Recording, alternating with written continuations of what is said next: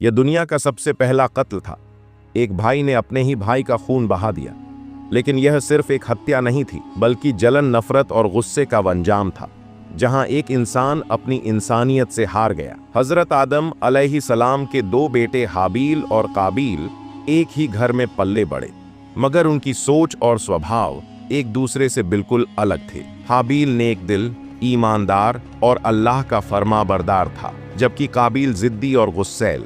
जब अल्लाह के लिए कुर्बानी देने का हुक्म हुआ तो हाबील ने अपनी सबसे बेहतरीन बकरी अल्लाह की राह में दे दी, जबकि काबील ने अपनी फसल का सबसे घटिया हिस्सा चुना। जब अल्लाह ने हाबील की कुर्बानी कबूल कर ली और काबील की ठुकरा दी तो उसके दिल में जलन और गुस्सा भर गया।